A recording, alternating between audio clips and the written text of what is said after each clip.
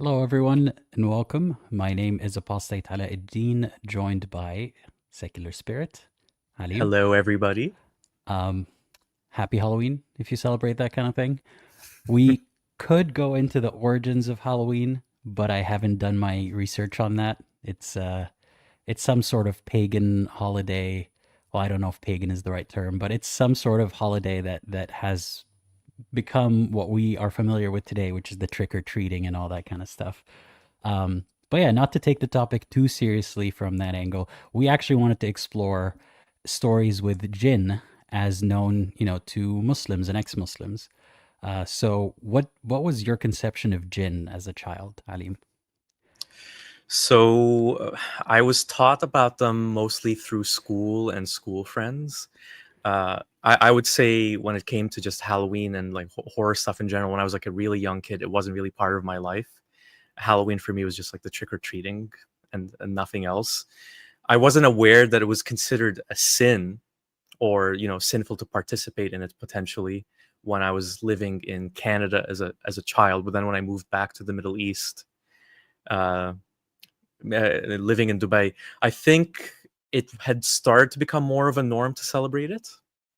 But I've heard more recently that Halloween is becoming more of a normalized thing. But back when I was a kid, it wasn't really common. And Jinn, to answer your question, I was taught that they were these creatures that live almost like in a parallel dimension to us. Like they have their own world and everything that's kind of like a mirror of our world or some sort of thing like that.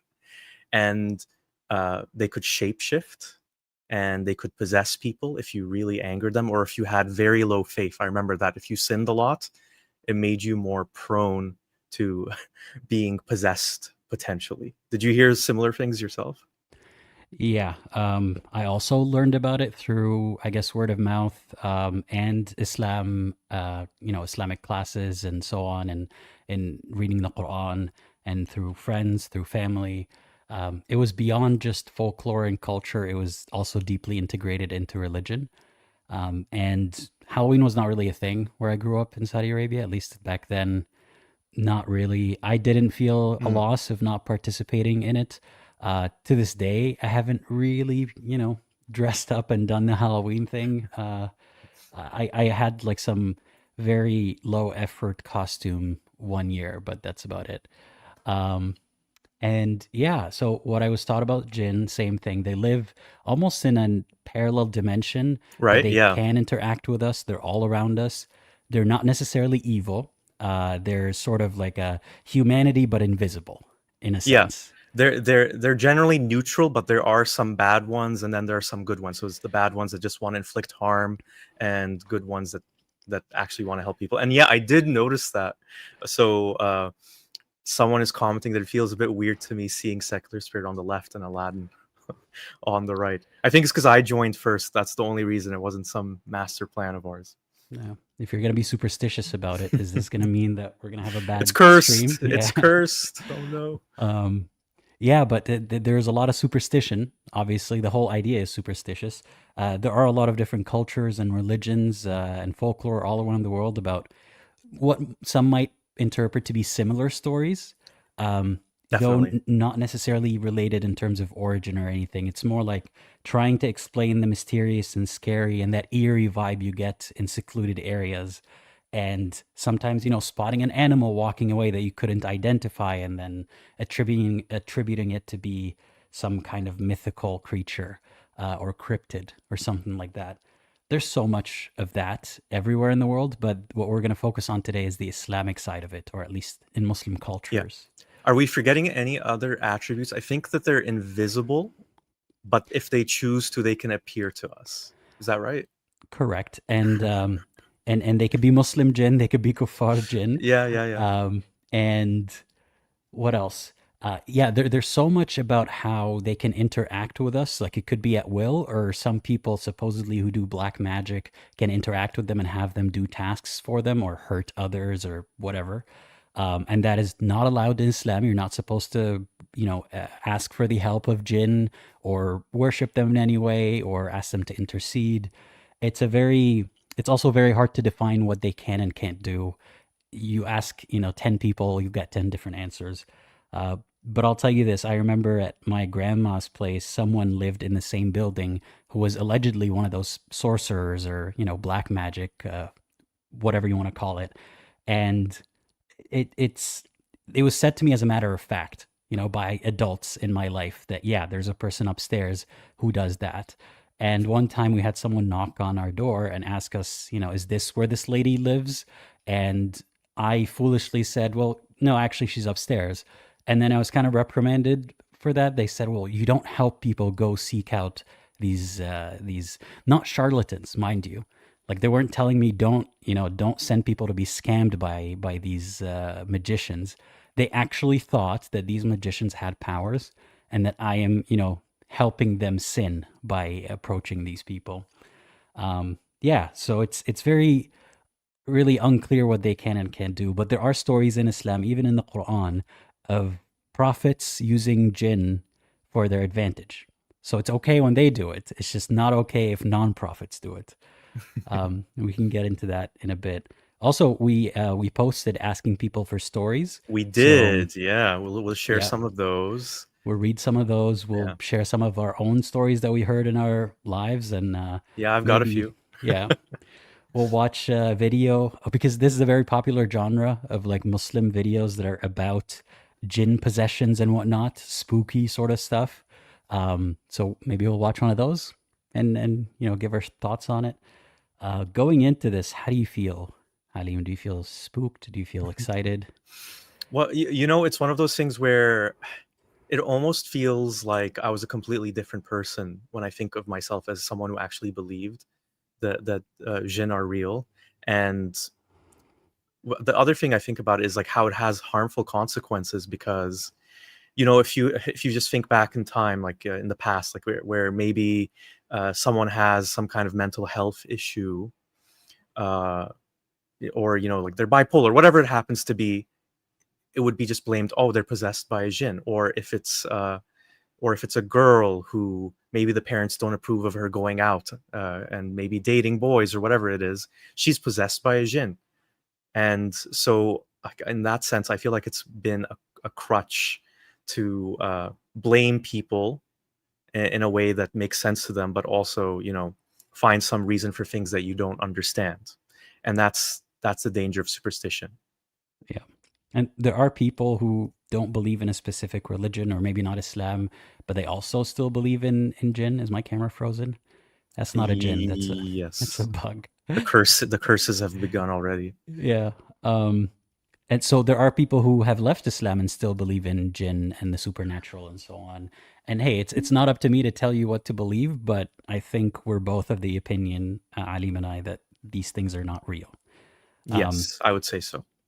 do you think it's arrogant to say that? Because usually I'm met with this accusation, like, how could you claim to know that there isn't anything beyond the visible world?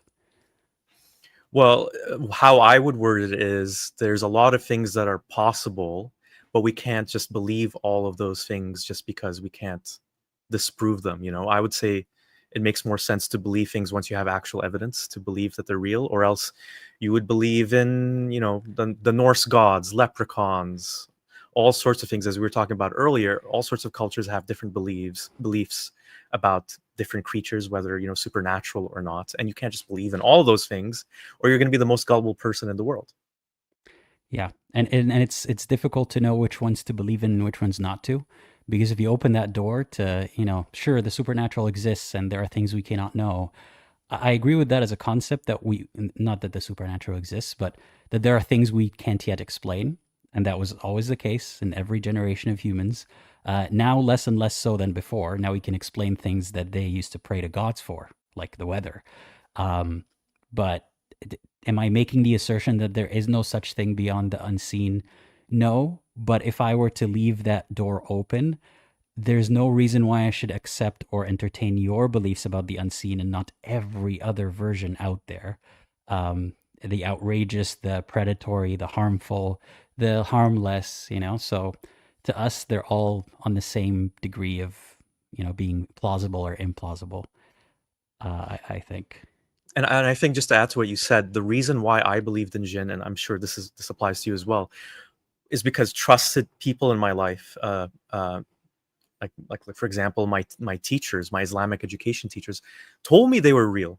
So why would I trust them for everything and not trust them on this just because I couldn't see God, I couldn't see the Jinn? And so that I would say, if why did I believe in that and not in leprechauns? Because it came from those trusted figures in my life. Right. But well, now do you how did that, I guess, affect your view of those trusted people once you outgrew that belief? There was, and I think a lot of ex-Muslims can relate to this. There was that angry phase where I felt like, oh, these people were lying to me. These people were bullshitting me or whatever.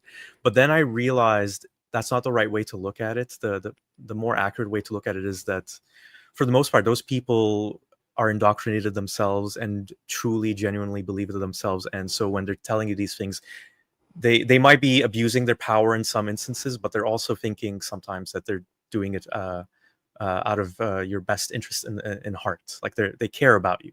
That's why they're warning you about being possessed by a jinn, if in case you're a troublemaker or you're causing too much mischief. Hmm. They think that telling you about the jinn and how you can get possessed by them will keep you in line, will keep you like a good Muslim. I think it's the same sort of thing as believing in angels and believing in everything else that religion entails. It definitely didn't make me think of them as nefarious, like the people who believe this stuff, not necessarily, but more that it got me to question every other thing that they taught me, right? Because if they could be so off the mark about this one thing, what else were they wrong about? Yes. Yeah, because we were talking about how the jinn are supposed to be invisible, while God is technically invisible as well, isn't he? Yeah. And it also Yeah. extends to even things unrelated to the supernatural, like their beliefs on politics and so on. If they were so off the mark in one thing, Yeah. how do I trust their process to arrive at the correct information in other domains? Um, but anyway, it's also worth reminding people that jinn have predated Islam. So before the existence of Islam in that region, there was that concept of jinn, a lot of tales surrounding that, a lot of alleged sightings, right? None that are actually recorded or verifiable, of course, but a lot of stories were going around. And to some believers, that sort of, um, I guess, supports the belief that there are jinn because they say, well, that was a thing that was pre established even before the prophet was talking about it. So why would he make it up, in a sense? What would you say to that? Why would the prophet make it up? Or how could he make it up if it was Mm. already there? Well, maybe he genuinely believed in it. You know what I mean? Like maybe he wasn't necessarily making it up. You know what's like, this is like a slight side tangent, but you'll see why I'm going there. I went on a trip to Iceland a few years ago. It's a pretty isolated place, tiny population. A lot of the country, especially when the settlers who went there first went there, it was just wild land. It was just wilderness, and there was a huge belief in fairies in Iceland. And I saw some statistic that showed that a lot of current Icelandic people still believe in fairies. And that sounded weird to me, but then you just walk around there and you can kind of see it. You're alone in this place, far, like you're setting up a colony far away from the rest of human civilization. The winters are long. Maybe it's just you and a couple other people in your little colony. You start hearing voices, you start seeing things, you feel like you're being watched all the time. Maybe there's animals around that are watching you, but you don't see the animals. It's not hard for me to believe that you would think that there's other things there that you don't understand, supernatural things. And so Iceland is one kind of environment, but I think it applies to Arabia as well. You're in the desert, maybe you're hallucinating because you're thirsty. uh, it, it's totally believable. That doesn't mean that those things are real, but I could see why someone like Muhammad would believe that it was true. Mhm. So let's start with one of the stories that you have. We haven't discussed this before, so I'm really curious to know what was your exposure to jinn. So I heard the stories, and once I heard the stories, I became afraid of being in specific scenarios. So I had a two floor house, and there was a a guest bedroom and bathroom that was away from where most of us were usually at, like most of the time. Like our living room and the bedrooms we actually slept in were upstairs. I was terrified of going into that guest bedroom, especially at night when it was dark, because I knew that if I needed help, everyone else was too far away from my screams to even reach them. And there was a bathroom in there too. And I'd learned that bathrooms were the places where Jinn particularly liked to dwell.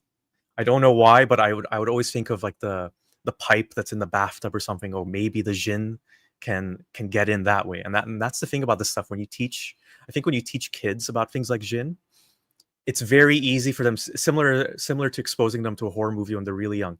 It's very easy for their imagination to, invent new things and create all this lore that might not even be related to Jinn. So I invented that, oh, they come through the pipes. And so I would be terrified of going to that part of the house. I'd be terrified of being alone.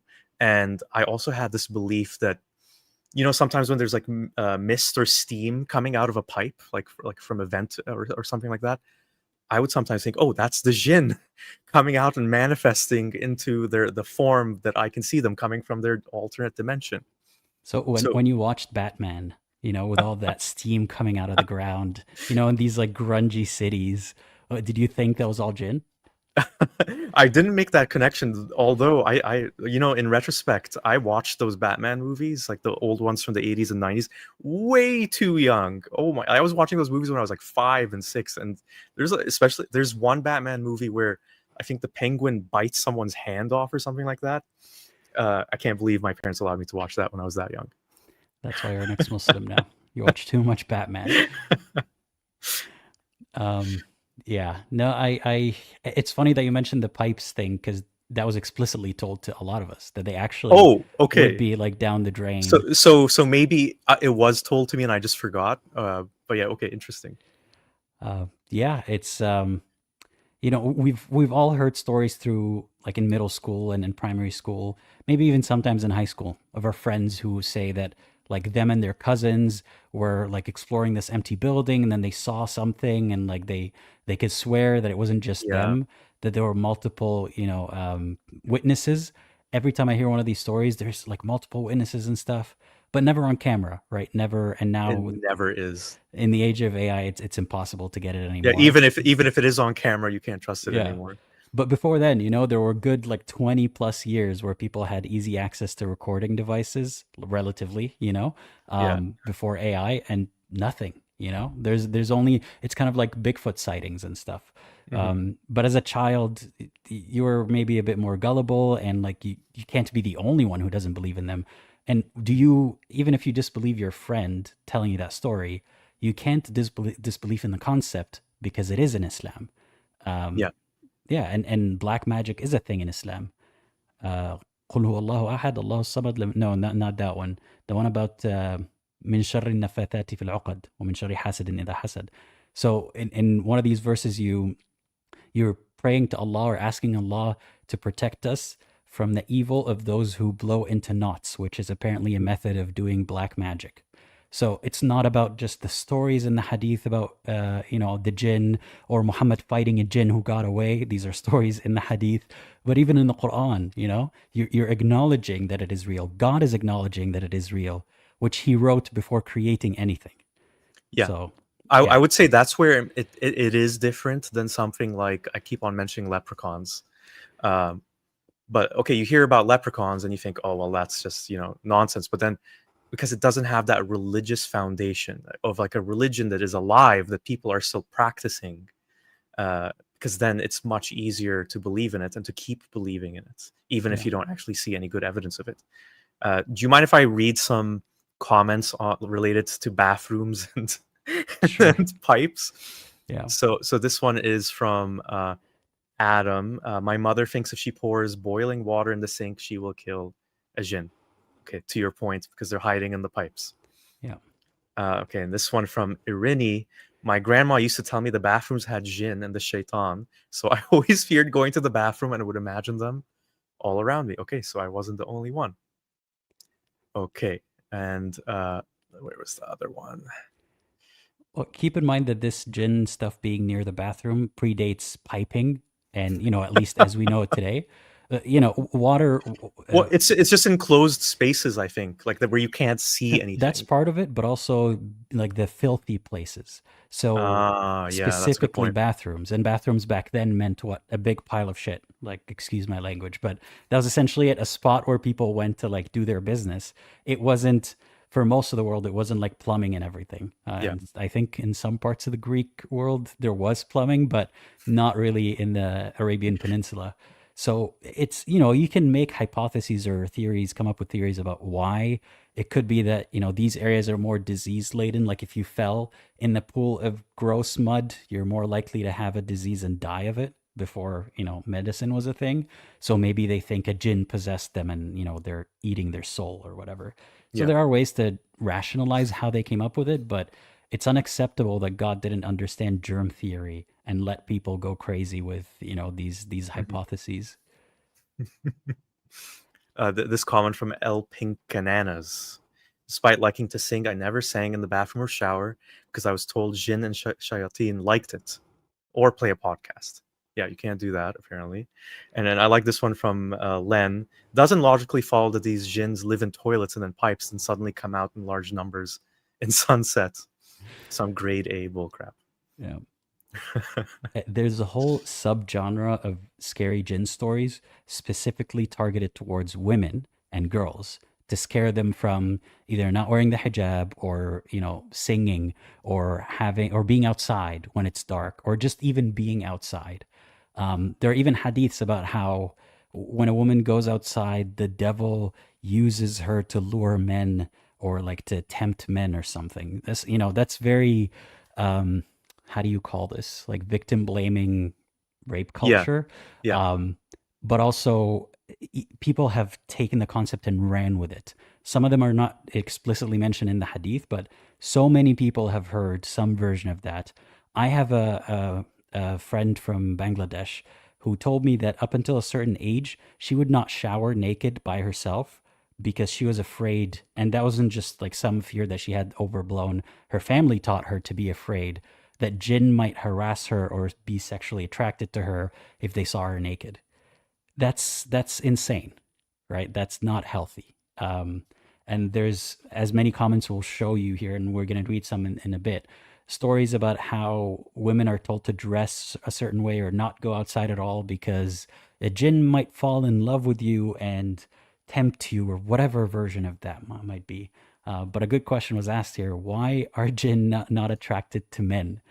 Why aren't we worried about, jinn on men sexual crimes? That is a mystery. yeah, yeah. I think we could do some social analysis of that.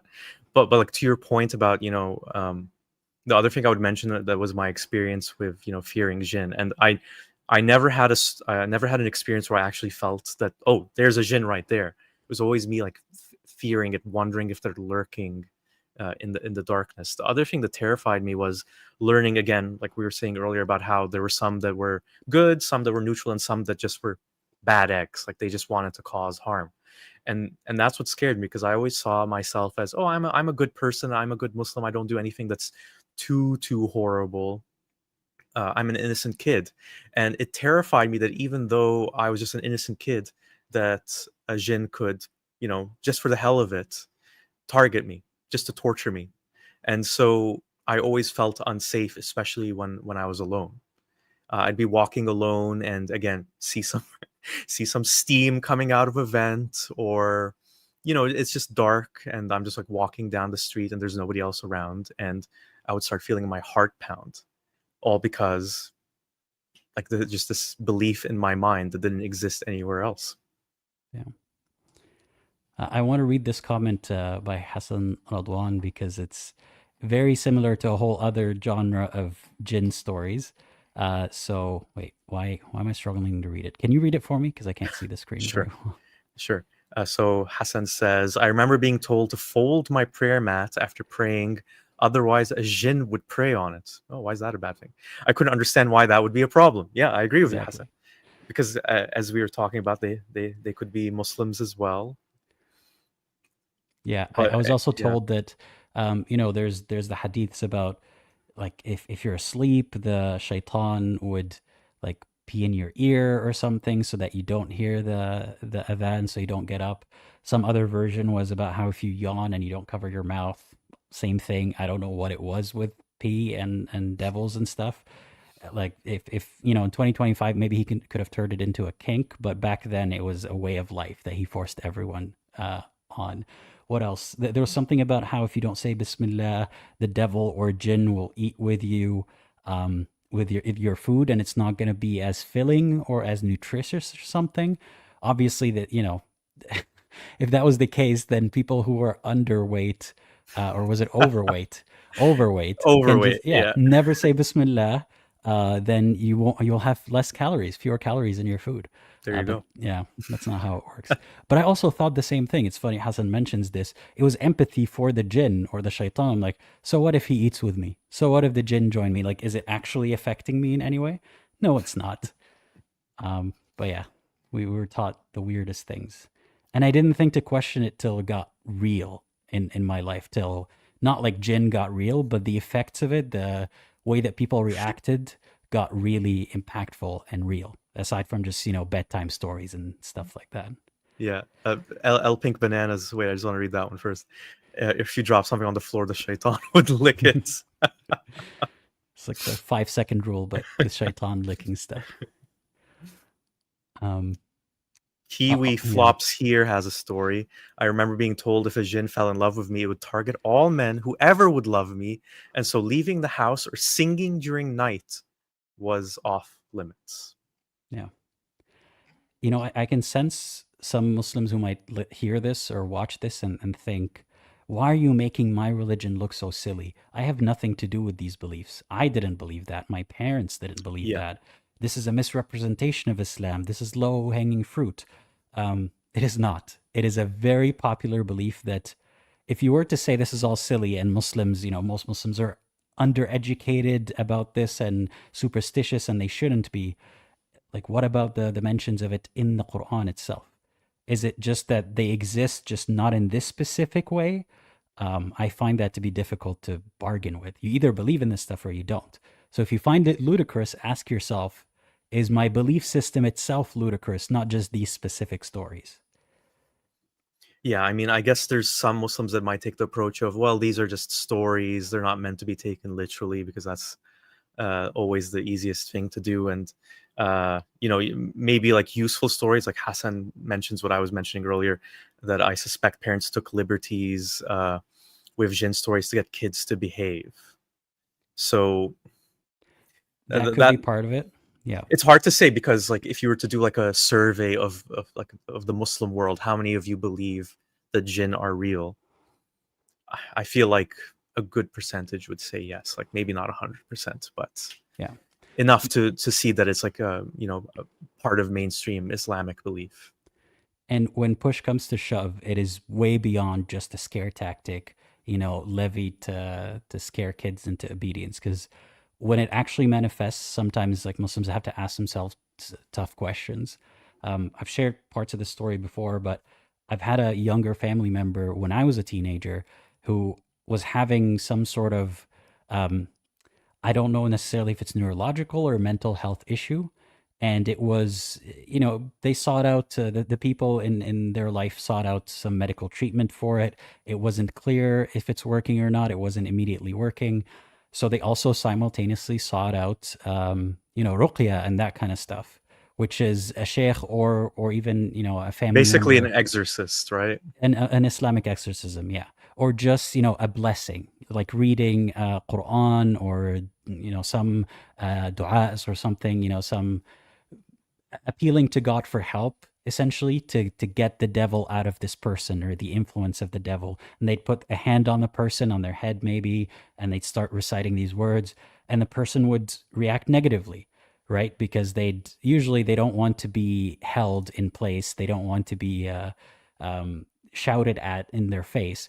But as they struggle, as they push back, maybe even as they play into it, because they might believe this stuff themselves, that's more confirmation that this stuff is real. I was told not to drain hot water in the sink because that's where Jinn might be and it might scare them. It might be why they're possessing my family member. which is absurd. Like, So they're getting pissed off because you're taking too long of a hot shower. that's the thing. They didn't say don't take hot showers. Weirdly enough, it's just don't throw boiling water in the sink. Like you're making tea and you have too much boiling water, that pisses them off. But if you're having a hot shower, they're enjoying it somehow. Um, and these are very educated people that I'm speaking of. These aren't, people who lived without access to education and are very superstitious in every way in their life. So they weren't leveraging this in a way to scare kids into obedience. They genuinely were scared themselves because they've never sincerely questioned, do I really believe in this stuff? Or is it just that it's there, so I have to believe in it? So when push comes to shove, they actually have to believe in it. And it was very disturbing for me to witness that, for the person to go through it, for them too, to be, participating in it. And I only wonder if they ever look back and feel bad that Mhm. they believed in it. Do they still believe in it? Do they justify it to themselves? It's very difficult to be a part of that system. So yeah, it's beyond just, things that parents say to scare their kids into obedience. Yeah, society wide. Is your camera possessed again? People are asking. Yeah, yeah, it keeps doing that. Well, I'll take this moment just to mention the special thank you to Haram Doodles, friend of both our channels, who actually suggested the idea for the Halloween special. Hi, Haram Doodles. And she actually shared a few stories of herself and her experiences with the the Jinn.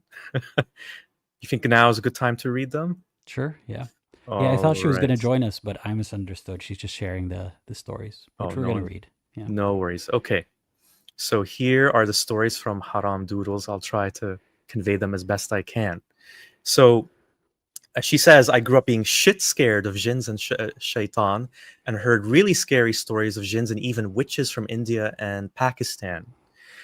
So, for example, there's a story of a young girl who became possessed by a jinn because she stood under a tree with her hair open at Maghrib time.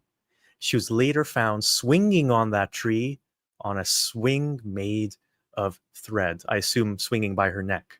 So, this was also a lesson for us girls not to open our hair at night unless we wanted to be possessed too. All There was a right. commenter saying they're not safe from just the men, but also the jinn. They have to be Yeah. scared of air, of Yeah. freaking Of air. invisible entities that are constantly possibly around you. And I'm assuming it's mostly male, like, so they can't escape the male humans, and they also can't escape the male jinns. Is this a flaw in God's design, that He made horny, predatory, unable to control themselves, male gender all in general? Like, don't tell me that God's creation is perfect when this is a systemic Yeah, issue. why does it transcend the races? Yeah. It seems to transcend even creation because God Himself has male issues. So is it a problem of the archetype? Is God just playing into this archetype because He has no choice? Mhm. Is He part of the plot too with us? I don't know. Space Elias says, so the Islamic version of the German bedtime stories. So like Hansel and Gretel and stuff like that, I guess. Brothers Grimm. That's the Um, crazy thing. I yeah, would read those stories and think, okay, well, clearly this is not true. But when Muhammad does it, it's true. Like, of how? course. Yeah. Yeah. Haram Doodles has a couple other stories. Hmm. So, okay. Oh, this is just a side tangent. You could tell if a woman was a witch by looking at her feet. If they were backwards, you were basically fucked. And another tale she heard was of a Muslim family who kept finding poop around their house and in their belongings. A local mullah was consulted, and turns out it was a family of jinn leaving feces because the jinn family's son was bullied by this Muslim family's kid. They had to apologize to the jinn for the poop to stop, like the family basically said sorry out loud to no one. Can you imagine being like one of those, I don't know, either black magic doers or sheikhs who fight that? You'd be making bank just off of the gullibility of people. Like you can go poop in their clothes and then sell them the antidote. Like that could be the scheme. So you'd have like maybe like a partner. So while you're talking to the family outside the house, the partner sneaks in and Yeah. leaves the evidence. Yeah. Um, Here's a comment I want to read. A major problem is that jinn possession can and is used by abusers. My childhood friend was abused by her stepdad, and I think the only justice that occurred was an exorcism. Oh, the jinn made me do it. Hmm. Yeah. I mean, they say that about Muhammad, right? Like, not the jinn, but Allah told me to do it. Yeah. Same concept. Um, do you have any more stories from halal? Sorry, haram doodles, halal doodles. Halal, It is halal, Halloween. her alter ego. Yeah. It would be scary if she turned into halal doodles. I think no, just like a few comments. I'll read them quickly. So I think a lot of people can relate to this too. That it was so scary and exhausting to always worry that a jinn, like the shaitan, could be around you at any time, even in the bathroom. Again with the bathroom stuff. Oh, I didn't even see that before. I still think back to those sleepless, terrifying nights as a Muslim kid, laying still and frightened with a blanket over my head, wondering if shaitan or a jinn is creepily watching me from the darkest corner of my room. And even if it is your stepdad, it's somehow the jinn's fault. Wow. Yeah. Yeah. Um, yeah, I mean, we try to joke, we try to make light of it, but it is a very serious Yeah. problem. And we can make jokes now because, we don't believe in it and it can help us feel better. But there are people who are still either struggling with belief or even past that point and they don't believe in the religion, but still struggle with the fear or with these specific beliefs. So this is not, no part of this is making fun of you. It's to try to lighten the mood a little bit Yeah. so that to give you tools to dismiss that fear or ridicule it or minimize it. I think it's super important because like just like as a coping mechanism to kind of get over it and just break the dark hold it had on a lot of us for a long time. Like that fear, when you truly believe it, it's real.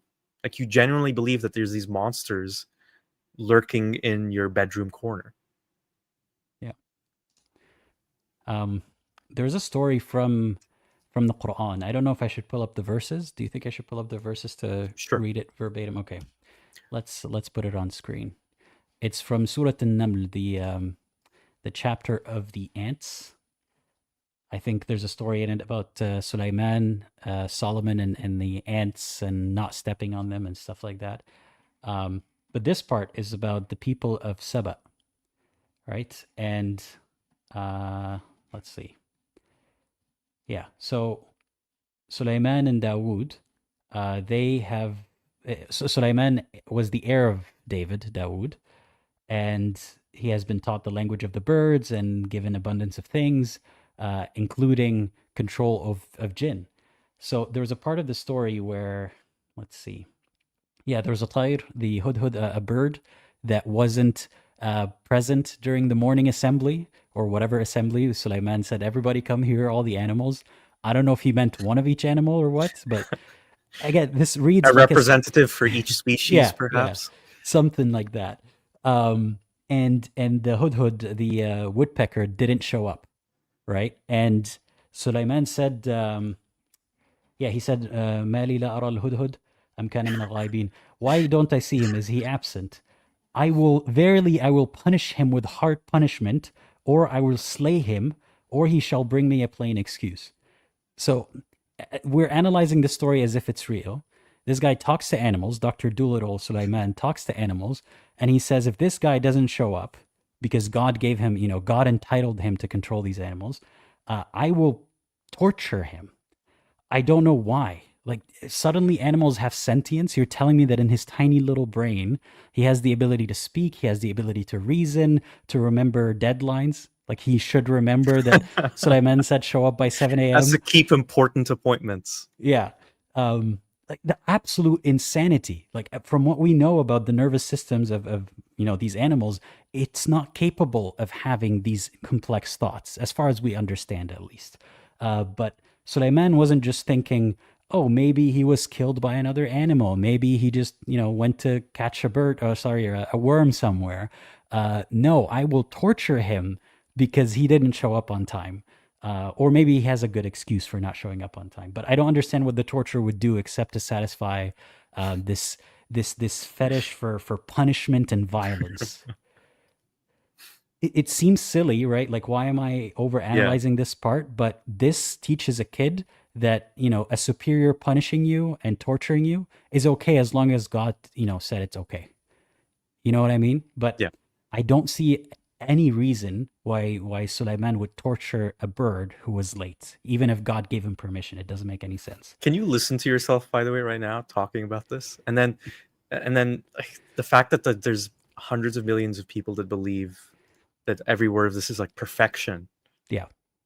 the perfect divine word of God. Where's the perfection? I will torture a bird if he doesn't show up on time. Are you telling me this is perfection? But see, this is what I mean. Like, I can see why some Muslims will take that route of saying, "Oh, well, that's obviously meant to be like a metaphorical story to teach us something. There wasn't literally a woodpecker that was late for a meeting and stuff like that." If I said I want to slap every Muslim who abuses their children with these stories in the face, can I then say, well, then it's just metaphorical? I mean, I'm so frustrated by it. I want to torture them, but it's just metaphorical. I'm not saying I would. I'm just demonstrating how stupid that sounds. Yeah, You don't say you'll torture something metaphorically. Like, what's wrong with you, dude? Seek therapy. Anyway, so the Hudud shows up and he says, "I know what you don't know." Um, and very cryptic from the Hudhud. yeah, this whole like the way it's all told is very cryptic and story like. Um, and I came from Seba with sure tidings, with I don't know, news. I found a woman who is ruling over them, and she has everything. She was given everything. She has a huge throne, a mighty throne. I'm not translating word for word, just getting the idea across. I found her and her people prostrating to the sun without Allah. So that is shirk. That is what's the word? Is that polytheism? Whatever. It's idolatry. Idolatry. Yeah. And the shaitan has made their work. I don't know. Has kind of fooled them into thinking that this is good in a sense, and he has pushed them off of the straight path, and they will not go aright. They are off the straight path. Why don't they? Why are they prostrating to anything but Allah, who does so and so and so, and praising Allah, glazing the guy.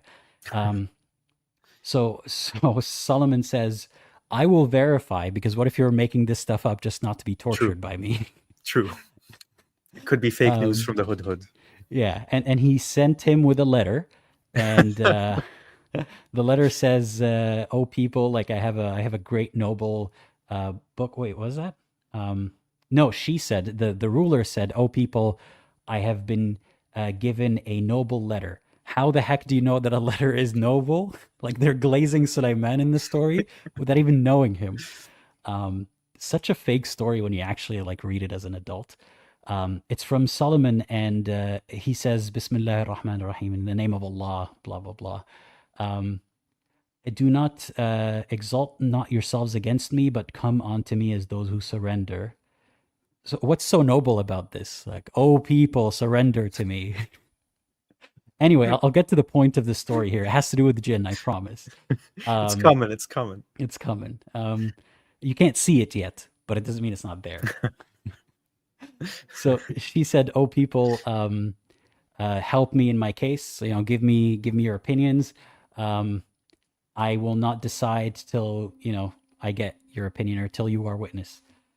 They said, "We are people of might and lords of great prowess, but you are in command, so you decide." So she said, if when kings enter a place, a township, they ruin it and they make the honor of its people shame, they might do this to us, is what she's thinking. Historically, that tends to happen, yes. Yeah, fair enough. Yeah. And she said, "And I'll send them a gift, and we'll see what their messenger says." And Sulaiman, hmm. So when Sulaiman received the gift, he said, "Why are you giving me money? Allah gave me better. Um, why are you so happy about your gift?" or something. Um, anyway, he told the messenger to go back to, well, that's a bird. He told the bird to go back to them. Um, and they had with them soldiers or something. "And we will bring them out with shame, and they will be abashed." Essentially, we will humiliate them if they don't surrender. And that, you tell me, is the noble letter, right? Somehow, like the leader thought that was a noble letter or a noble exchange. So then the lady said, No, sorry. Sulaiman said, "O people, including Jinn, who can bring me her throne before she gets here with her people?" Okay? Yeah, And I'm with you so far. Yeah, yeah, one Ifrit, which I guess is a kind of like it's a kind of mythical Jinn. creature, yeah, kind of jinn, Ifritu min al jinn, of the jinn, said, uh, "I will bring you it before you are done with this, this session, this lecture, whatever. And I am, strong and trustworthy." And then a man who has knowledge from of the scripture said, somehow this man has knowledge from the scripture which enables him to have superpowers somehow. He says, "I will bring it to you before you blink," essentially. So then Suleiman saw the throne over there, and he said, "That is from my Lord's favor, um, to test whether I will be thankful or whether I will become a kafir. Um, and whoever is thankful, so that's for their own benefit. Whoever is a kafir, so God is independent and bountiful and he doesn't need them," or something of that nature. Um, and Sulaiman said, "So disguise her throne so that we see whether she will go aright or be of those who are not rightly guided." I can continue with the story, but essentially the point is this jinn was going to bring it in 30 minutes or something. And this guy who knows scripture was going to bring it, or did bring it, in half a second. And Ooh, somehow when she shows up, right, the leader, Malikat Saba, the leader of Saba, she is supposed to be so impressed by the fact that the throne, her throne, came here, that the only conclusion should be that this is a messenger from God, and I have to believe in his specific message. Otherwise, she is a kafira. She is, she's bad. She's denying all that stuff. But the question becomes, if jinn exist, and a jinn could take half an hour, half a day, 3 days, right? Because it's a journey. Maybe she takes her time coming there, but a jinn also brings her throne. Why is that impressive to her? Like, if that's the thing that happens, how does that prove that Sulaiman is the messenger from God if she also has some guy who reads some scripture and also controls jinn? Or I explain that to me. I never understood that, with the whole like supernatural shit exists, but ours is special, and therefore you need to believe in us. So what would, isn't it plausible that a kafir jinn brought that throne? I don't know. Hassan says it's like a Hollywood script. It's like an Islamic Lord of the Rings almost. A very terrible one at that, so full of plot holes. And Hassan also says he believes that it was a jinn who had knowledge of scripture, not a man who brought the throne. Thank you for the correction. Yeah. So somehow knowledge of the scripture makes you a more powerful jinn, Exactly. but knowledge Exactly. of the scripture as a Muslim doesn't do shit for you. Um, so here's a super chat. Thank you for the super chat. I'm trying to highlight it, but it's not coming up. Are you able to see it? Yeah.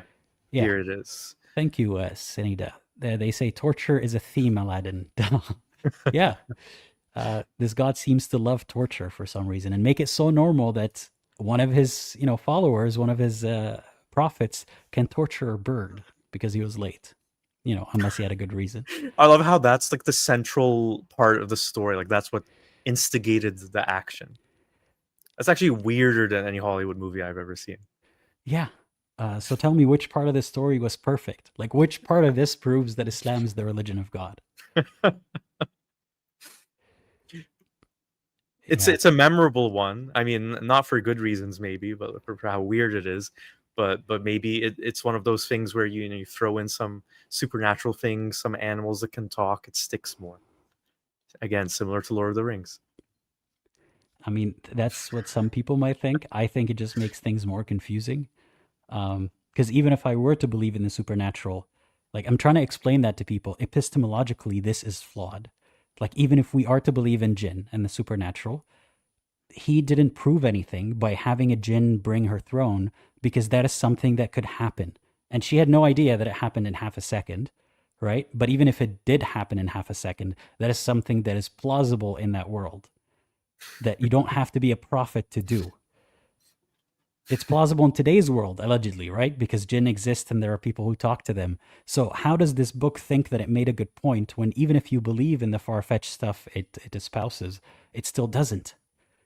Do you get what I'm saying? I get it. Yeah, it's one of those things where when you're a Muslim, well, of course, it totally makes sense. It all falls into place, and then it's only when you kind of take those glasses of belief off that it's like, oh, this is just like, I would almost say it's like a weird, dumb kid's story that doesn't sound any different than anything that would be in Brothers Grimm. Actually, I would say that like, the stories of Brothers Grimm make more sense than that one. There's usually more of a lesson, more of a moral. Yeah, yeah. Some of them are pretty grim, Yeah, yeah. and we just Hence the name. know that. What Yeah, is like, okay, so if I was to just kind of summarize, like, what is the moral of the story?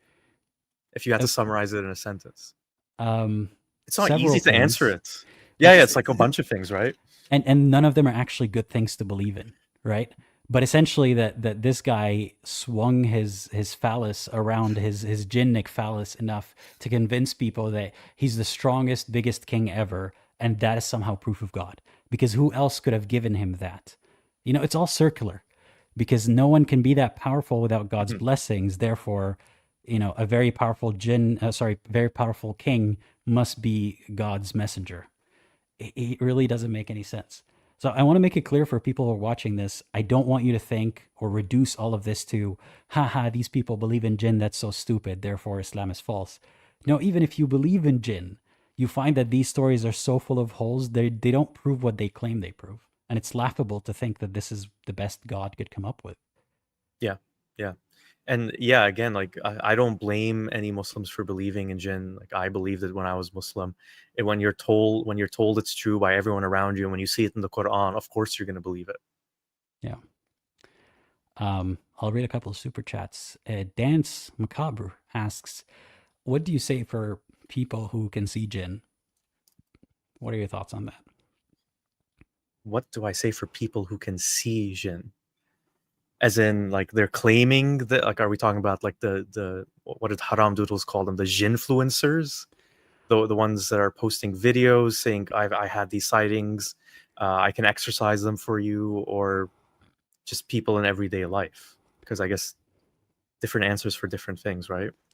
Yeah, if it's someone who's using that to influence other people to some extent or to scare other people or have the antidote or claim to have the antidote, then I would say different things than, you know, a person who thinks they're gifted or cursed or whatever it might be. But I don't think that they're actually seeing jinn.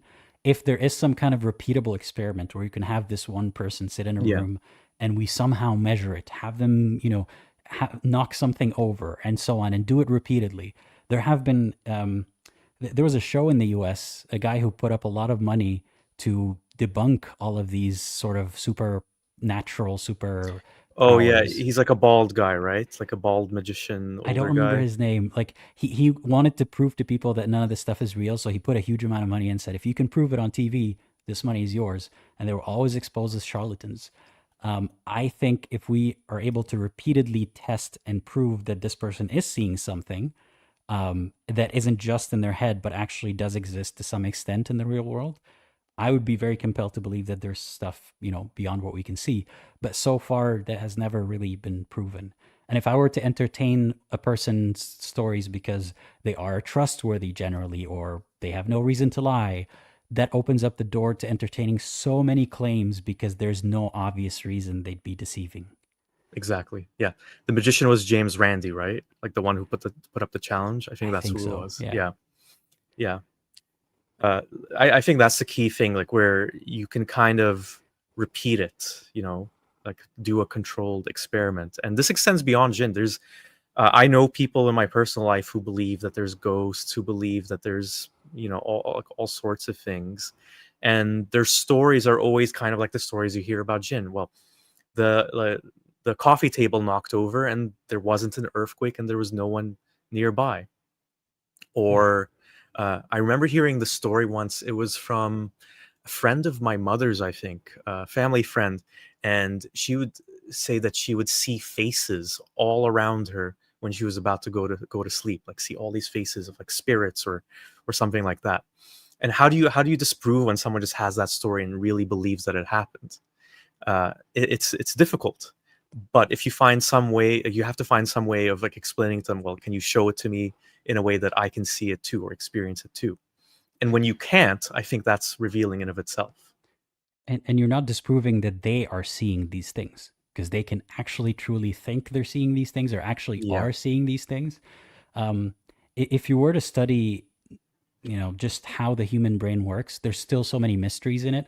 But what we know for a fact is that what you see, through your eyes, that first is light that then gets transformed into chemical reactions that become electrical impulses that only then are interpreted by the brain. Like initially, the image is upside down, even. The fact that it's upright for us is because of how the brain does the calculations. Um, or like, translating that into something that you can understand. If anywhere in that link there's a problem, or in that process of interpretation, drugs can even replicate that. There are specific drugs that make you take the input and hallucinate things into it and then interpret it differently. So all of that is possible. It's possible that you can start seeing faces before you fall asleep for whatever explainable medical reason, even if you don't have an explanation for it right now. But to think that these things actually exist, it's just that other people don't see them, that's the difficult part to prove in any way. Yeah. Um, And I think the thing that we can also take from this is that if you are someone who has like mental health issues of some kind, if you are taught to believe that there's something like the Jinn, it might actually make you more like likely to believe that Jinn are messing with your life. They're haunting you, they're possessing you, they're interfering in things because everyone around you is telling you that it's true. yeah.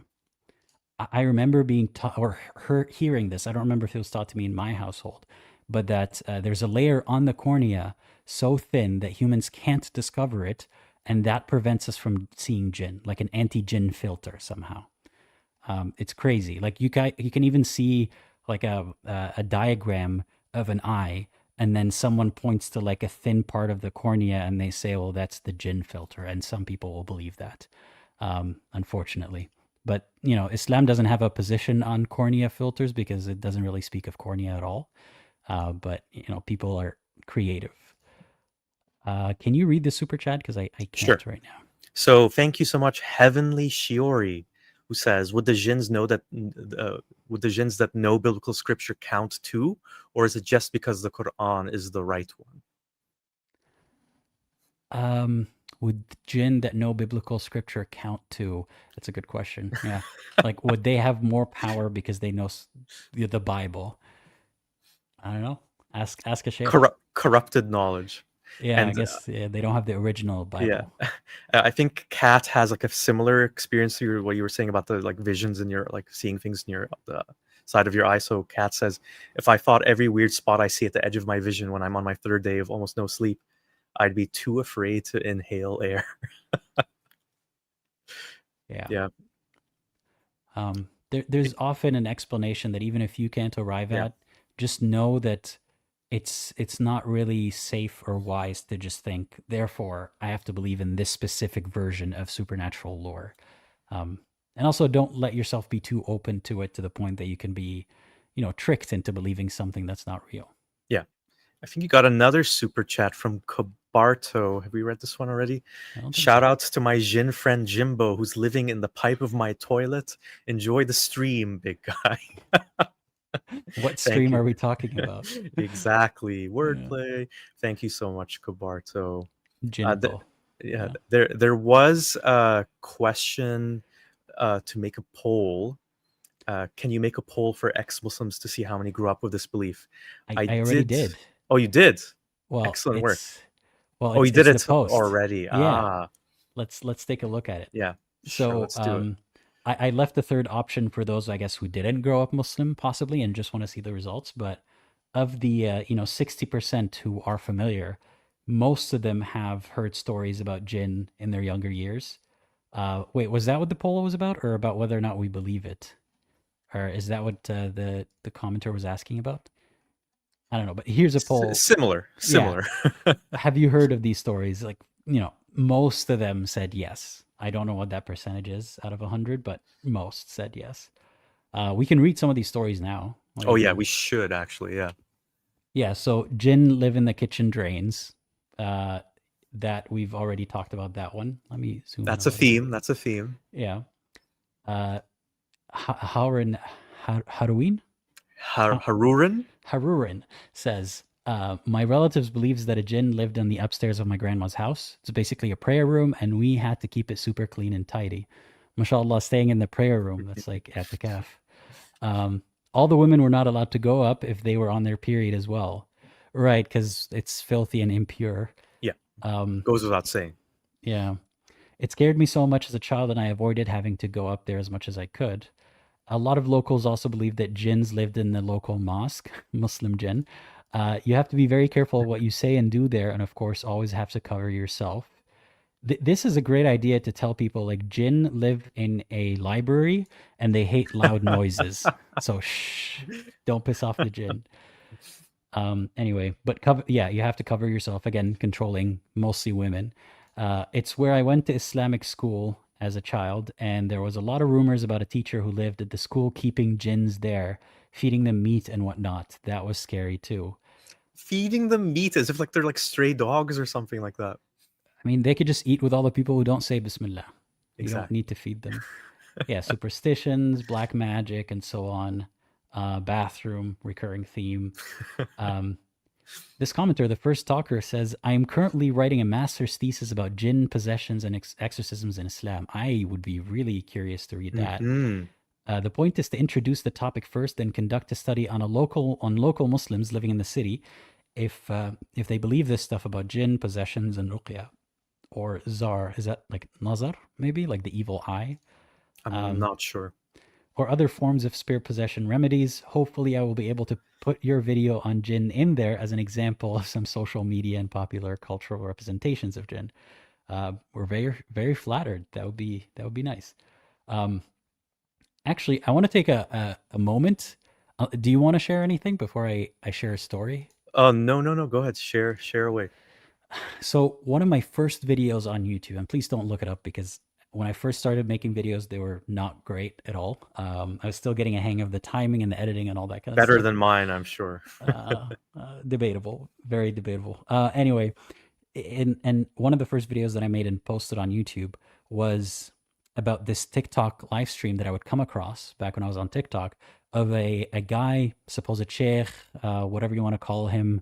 Uh, he was in Toronto, and he would do these live streams, doing a ruqya or an exorcism, usually on women, sometimes young women. I don't know if they're 18 or not. He would like cover their face with something, throw water at them, scream, shout, read Quran, all that kind of stuff. And I made a video about how I had someone reach out to the local police and tell them, "Hey, you might want to do something about this. Like this looks almost. We don't know if it's consensual or not because these could be children that their parents brought there. Even then, that would be something to investigate." And immediately, the response from the local police department was, "We can't tell that it's non-consensual, so we can't really investigate. We're not going to touch this."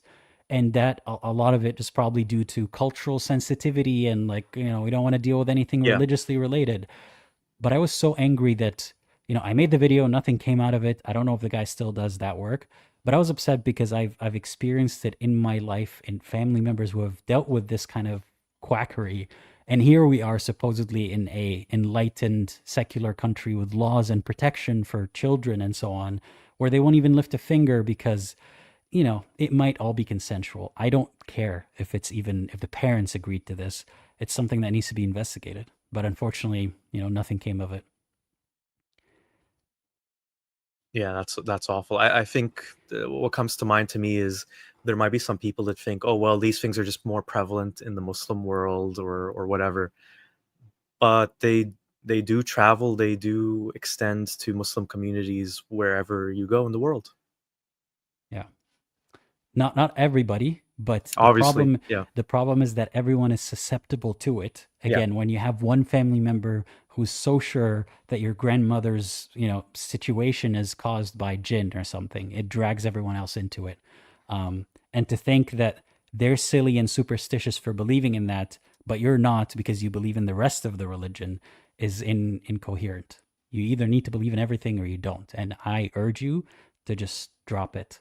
There's all other ways of explaining the world around us that don't involve superstition and harmful ideas like that. But yeah, that's something that I was really upset about. That even far away from places where Islam rules, it's still a problem, unfortunately. It's not the kind of problem that non-Muslims have to worry about. It's the problem that affects Muslims and ex-Muslims more than anyone else. Here's another comment from Duke the Nuke. It says, Jinn will pee in your mouth if you yawn and didn't cover your gaping mouth. Yeah, I remember hearing that as a kid. Yeah. Yep. Raysum, here's an account of a story about a cousin being so-called possessed by a jinn. They would cry and laugh and hiss and flinch and scream no when someone would recite the Quran. They would become violent, which all reassures the Muslims around them that this is real, right? That the ruqya is Yeah. doing something. And after the recitation, she had little memory of the event, which could, really be true. The person is not making this up. They go into this episode and then they don't realize what happened. I was terrified of her for a good week after it. It dawned on me not too long after that she was mentally unwell and was having episodes of some sort when she explained she was thinking about her abuser in her childhood. They did tell her it was a jinn possession and she would carry around a mini Quran not much bigger than a postage stamp on a string around her waist to ward it off, which I thought was bid'ah, which means invention, innovation. God didn't say do this. Yeah. It just made me incredibly sad for her, and I was too young to adequately express myself or even be heard. Yeah, it's like using the Quran as like a magical charm. Yeah, I could see why maybe quite a few Muslims would not like that. Yeah. That's a sad one. Wow. Most of these stories, honestly, are sad. Yeah. Can you read the super chat, please? Sure. This is from Wayne. Thank you so much, Wayne. Why is the subject black magic so prominent and frowned upon in Islam? Why is it considered black magic? Like astrology or new age spirituality? So the question is, why is black magic bad in Islam? I'm not 100% sure. I think that's what he's getting at. I think it's the idea of almost doing shirk, committing Yeah, shirk, like yeah. It's of the idolatry. devil too. Yeah. Yeah, like you're asking for help or for influence from other than Allah, and Allah is the only one in the realm of the supernatural who you should be asking for this kind of help. And also because people believe it is real and it is harmful. Like you can ask, and it happens often in these Muslim countries where people would get these, like they call it, I don't want to say the Arabic word because you'd know what country I'm from, but it would be like a spell that they buy from these people to inflict harm upon a neighbor or a cousin or a friend or whatever because of jealousy or some other reason. Or sometimes it's to like ruin their love life. And people believe that this stuff is real. Like sometimes if they find, was it salt sprinkled somewhere or some remnant of something that's part of the ritual outside their doorstep, they know that they've been tagged, for that kind of harm. So part of it is maybe, don't use this dark stuff that will harm other people. Exactly. And I think an element of it is that if you do it, then you're opening this door that will bring in more darkness and more harm than it's out of your control. Yeah. There's also, So because we don't understand how they work, so you don't know if they yeah, will, start to stick to other people that you didn't intend, exactly. And I think Muslims see a lot of those things that you mentioned, so like astrology, new age spirituality, and by extension, even things like that seem kind of harmless, like Halloween, as connected to that. Like you're letting in these evil forces into your life, into your family's lives. Yeah. I'll tell you a funny story. I was in a class about religion and spirituality and culture and stuff related to those topics, and there was a person not from a Muslim background at all who was talking about Halloween, and they said that they're scared of how people don't understand what they're opening up as they celebrate Halloween, and I was just thinking, like, so I guess their point was that this is so far removed from the original intent behind the rituals and stuff, and that we might be inviting spirits into our realm or influencing us in any way. And I was thinking, dude, what? Like, you really think that kids doing trick or treat will then invite devilish entities into our lives? Like, I don't know. This isn't my realm of expertise, but people in the live chat can correct me. But I think the Day of the Dead thing is that's the point when the world, the domain of the dead, is closest to ours, so the dead can pass through and enter our domain. So maybe that's what that person's saying. Oh, it's like just trick or treating, but actually you're letting in maybe horrible people who are dead, who are like maybe malevolent spirits come into our world. The most harmful thing about Halloween is the commercialization and the capitalistic spin on it. Or someone in the comments comment on something said candy corns. That's the worst thing about Halloween.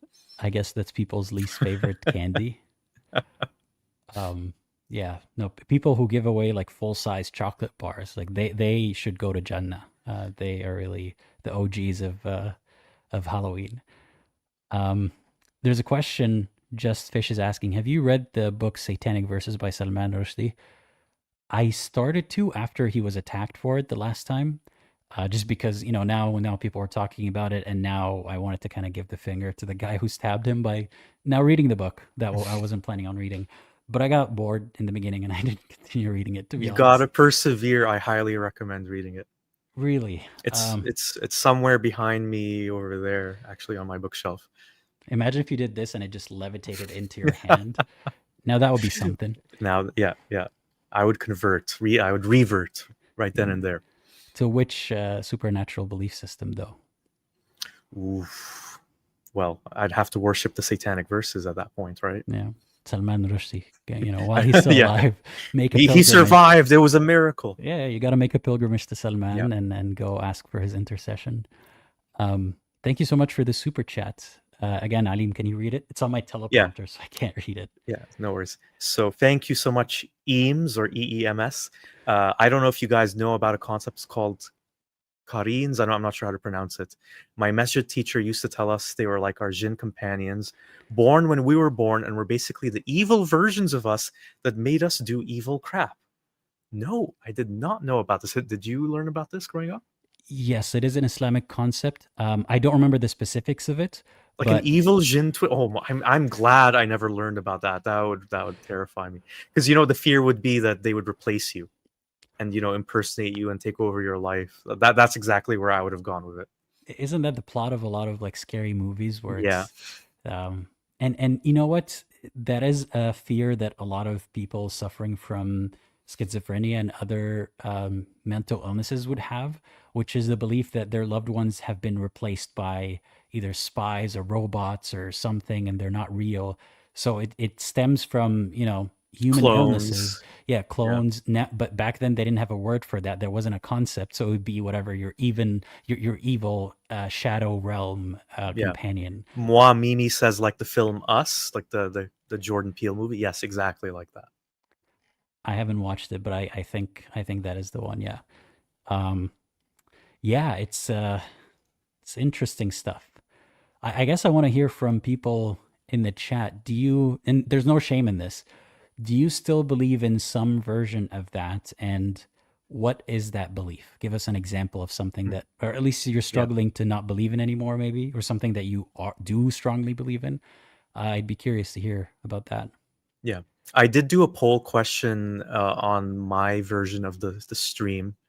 You can vote for that by hopping onto my channel. I just asked, do you believe Jinn are real? 6% say yes, 51% say no, but I used to believe in them, and 43% say no, I never believed in them. So half used to believe. Wow. Yeah. A Jinn that is your doppelganger, but they have your name in reverse. That's what I know. Your name in reverse. Yeah. Okay. What would the reverse Aladdin be? So, yeah. Well, that's what I was going to ask you. Do you think that Jinn is like a Dawa man on Jinn YouTube? JinnTube, yeah. JinnTube? He's very popular on Jinstagram. Why is it a he? It might be a she. You don't know. Yeah. And they're called Nidala, because that's the Aladdin. Nidala. Nidala. It works. It's like works. Nidal, but the female version. Could Nidala. This be an Apostate Aladdin animated video idea for the future? Maybe. Maybe. Yeah. Do you want to read some more stories from that post? Yeah, let's do it. I also did want to share the story of Girl Rat, which we talked about briefly. If anyone is like a ex-Muslim over a certain age, you will probably be familiar with Girl Rat. We'll get to that in a little bit. So yeah, I'm ready to read more stories. Sure. Let me put it back on screen. So I want to sort by popular for a second. Okay. So Jetski says, I'm from Pakistan, and in rural areas, people still believe that mirrors are portals to the demonic world. So they keep them covered with special curtains. It's strange how deeply superstition still influences daily life. As an ex Muslim, I find it fascinating that these things used to seem normal when I was a religious person. Yeah. And there's no shame in realizing that you don't believe in them anymore. But I know how difficult that can be to see other people in your life in the same light once you're past that point.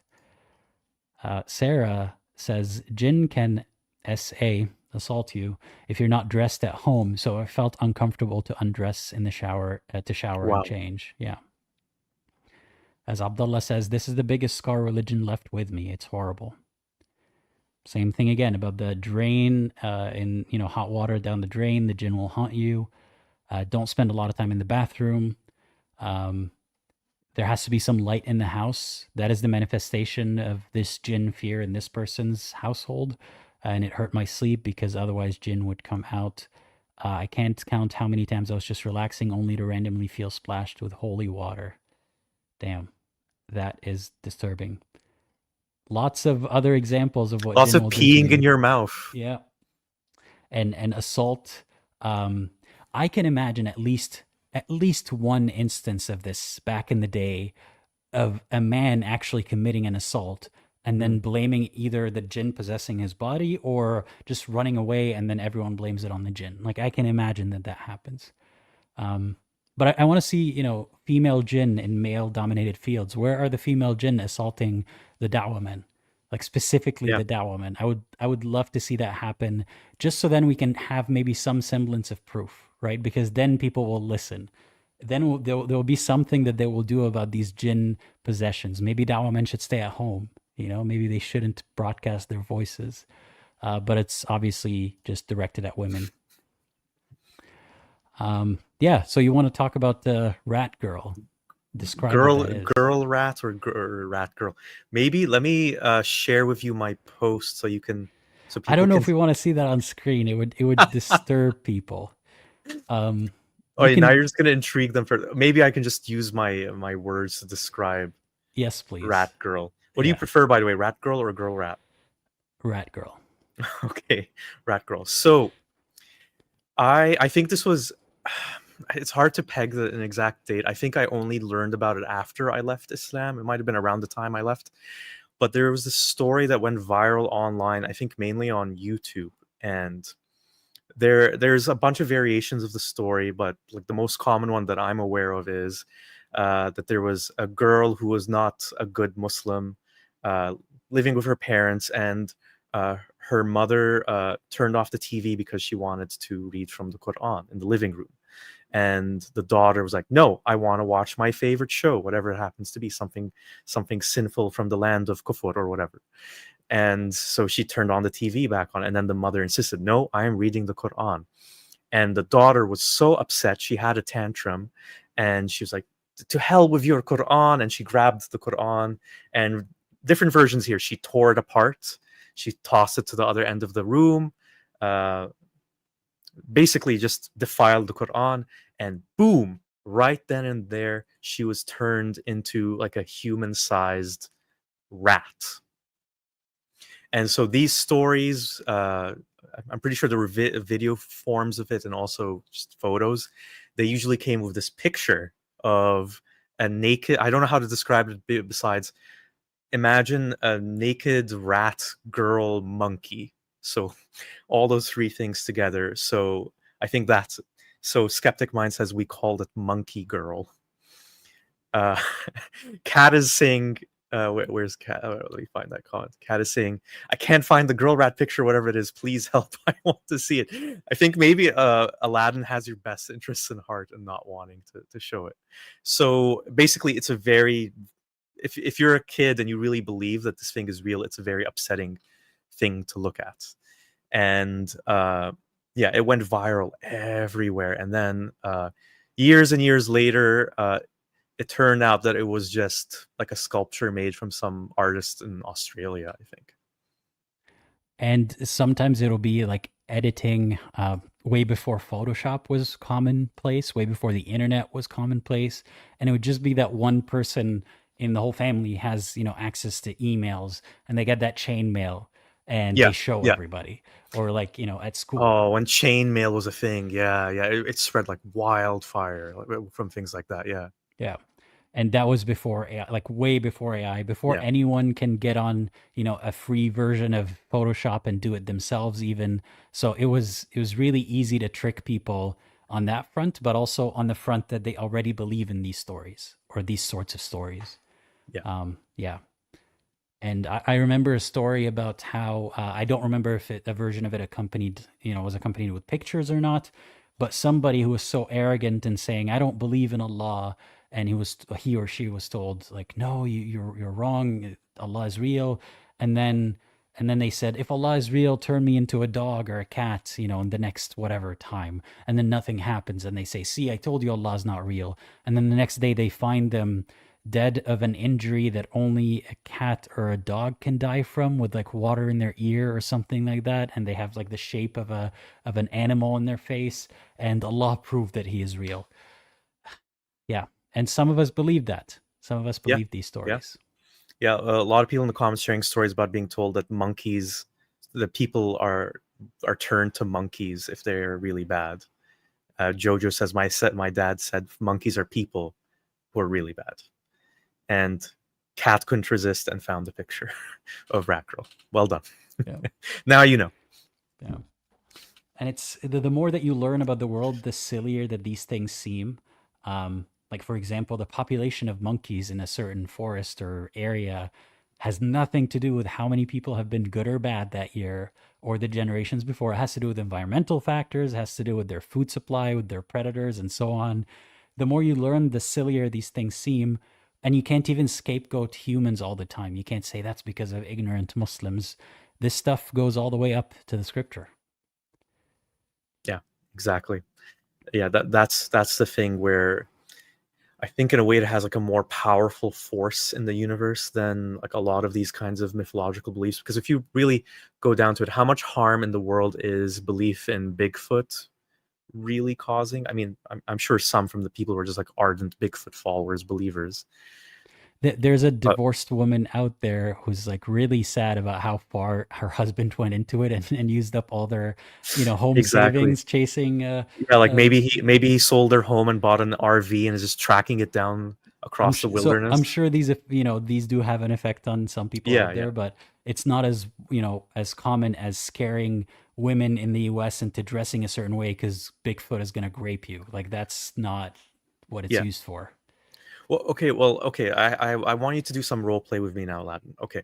Okay, First of all, I are you should ask Bigfoot you. or am I Bigfoot? Neither of us are Bigfoot for this one, Okay, unfortunately. Sorry. Well, first I should ask you: do you believe aliens no. are real and like aliens that have come and visited the planet and I don't have enough abducted information people and to stuff? believe that that is real. Well, see, this is the thing. Okay, let's say you're a Muslim. Mhm. This is where you're role playing. So I'm asking you the same question. Do you believe those people who say they've been abducted by aliens? No, right? Probably not, or that could have been Jinn that they misunderstood as aliens. Okay, okay, fair enough. But why would you say that? Like, why would you say you don't believe in those things? Like, what's missing? Muhammad never said it, right? Muhammad never justified the belief in aliens. None of my, or at least most of my community doesn't believe in aliens, but they all believe in Jinn. So that's the difference. What do you think about how like all these alien abduction stories? There's never really like a video that actually shows the alien. It's always people's stories about blacking out, waking up in a different place, or like hazy memories of being in like a laboratory with the big-eyed creatures surrounding them. Like there's no actual evidence that they can point to. Well, it wasn't mentioned in the Quran, and Jinn were mentioned in the Quran, so that's your hard evidence. But otherwise, they're similar. I didn't even bring up the Jinn yet. Why do you keep bringing them up? Because I know you're trying to trick me. You're gonna say, well, "What about Jinn?" A true Muslim. Yeah. Yeah. But you get where I'm coming from. So you were willing to believe in Jinn, even though all you have are stories in the Quran and things that Muhammad said in hadith and Islamic traditions. Like you don't Yes. actually have you ever actually seen a jinn? Personally, no, but I know people who have. And that's enough for you. I mean, are you telling me that my aunt is a liar? Ooh, see, then you get into the Yeah. tricky territory. Yeah. Well, if I guess we said we were going to ask people, their thoughts if they still believe in jinn. Can Yeah. you read this one for me? Sure, this is from Melon. I don't know. For me, it's like I don't trust Hadith or the Quran, but it's like there might be some things that are unexplainable, or maybe we've been conditioned so hard it becomes real. What do you think? Yeah, I mean that's the power of it, and that's why, like, to just bring it back to what we've been talking about, the Jinn. Why are the Jinn always when you're alone, or they're in the dark corner of your bedroom, or in your pipes? Because you can't see in those areas, and when you can't see and you can't understand what's happening, you want to just fill it up with answers to clarify it, even if it's something that scares you. Well, or why did this horrible thing happen to a beloved relative? Well, because they were possessed by a jinn. So there's always going to be things that we can't explain, but we shouldn't rush to an explanation based on things that scare us, based on things that we can't know are real, but because it's more comforting to have an answer, even if it's a terrifying answer. Yeah. And it's worthwhile to ask yourself questions that might seem silly. Like, for example, why did jinn only attack or influence in the dark, alone, not in huge groups? Say they were to do it in broad daylight, right? In a classroom with 100 people. What's stopping a jinn from doing that? Nothing. Because even if you say, people have power in numbers, what are 100 people going to do against a jinn? None of them, No, like, even if they say astaghfirullah or whatever, if that's not going to work on one person, why would 100 people saying it work? It's still, it doesn't make any sense. If jinn wanted to take over the world, they could. Why haven't they? It's questions like these that make you realize it's only a person hyping up their internal fear, or because of their yeah, predispositions and their beliefs. It only happens in situations where you can't really prove that it happened and no one else is there to do anything about it. But realistically, jinn have no reason to be afraid of us to that extent when they can hurt us. If they want to hurt us in front of 100 people, they would, but they don't.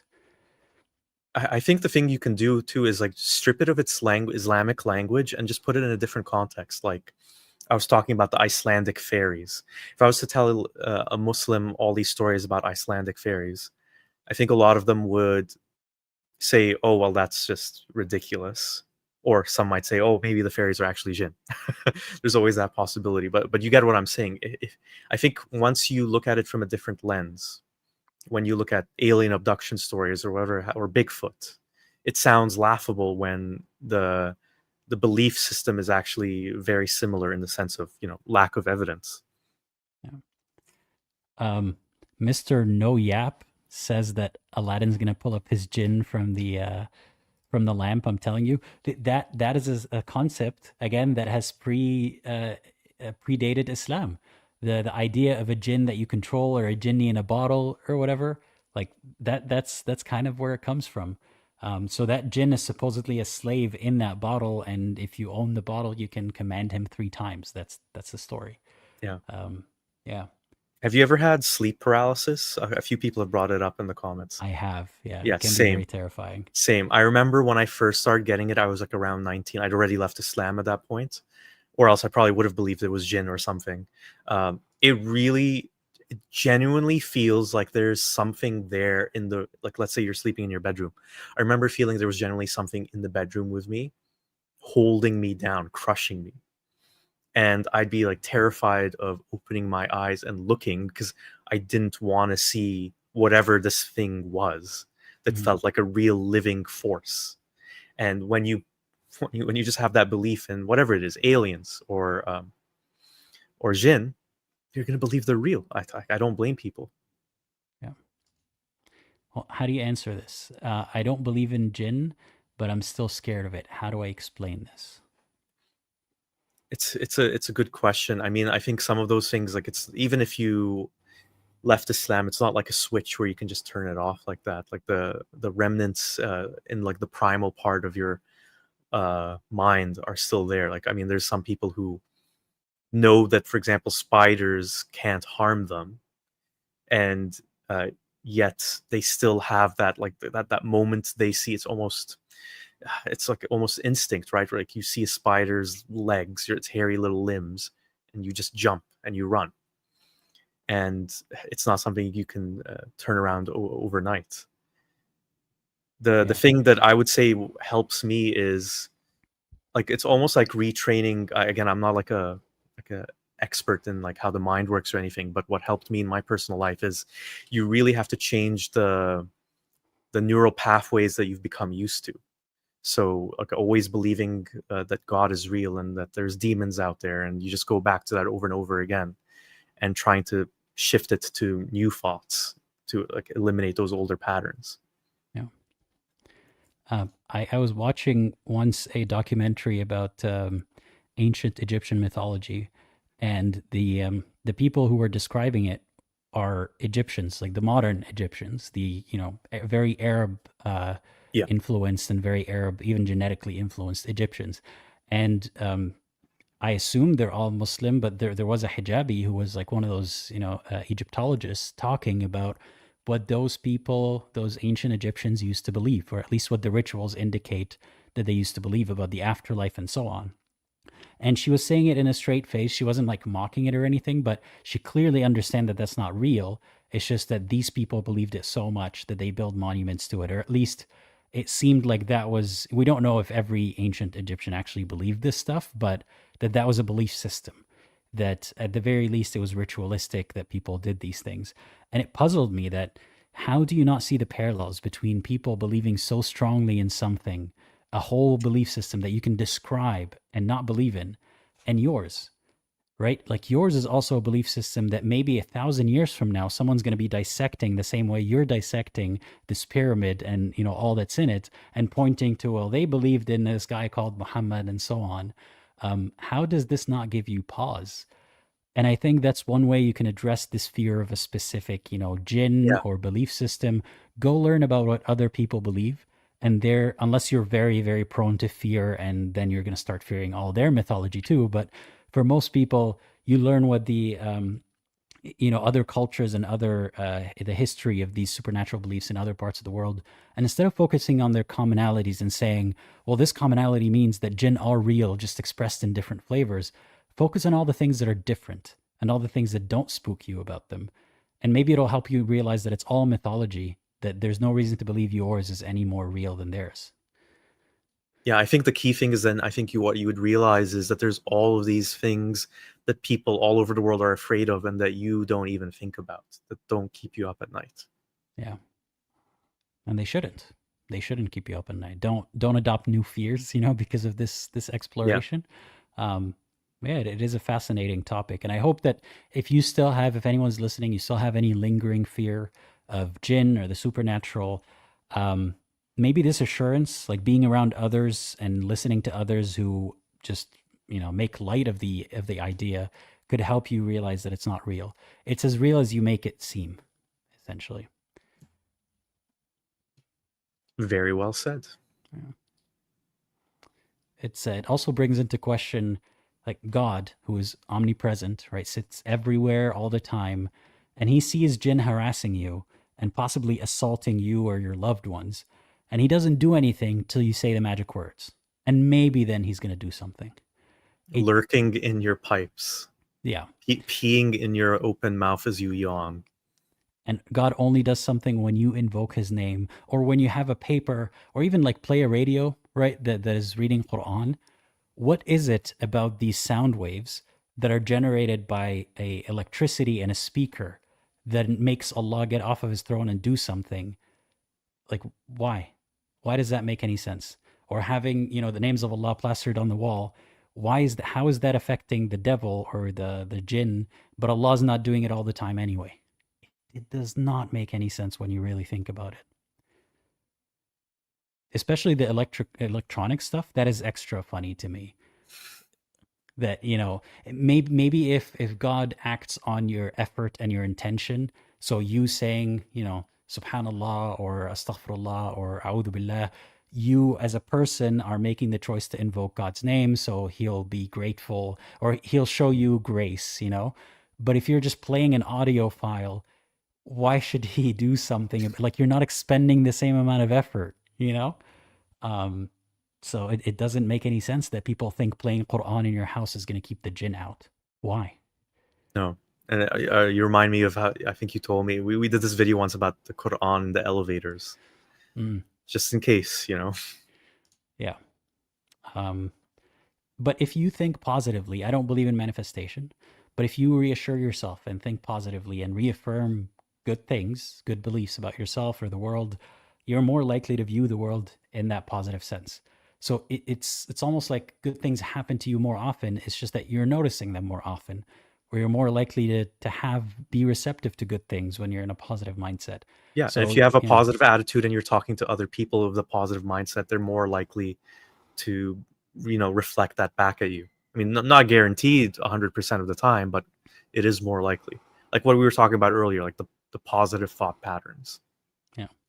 So if you believe in jinn, for example, or some other irrational fear of spirits being in a room or in a house, maybe envision something equally absurd, like you having some kind of superpower. Imagine like a wave in the air.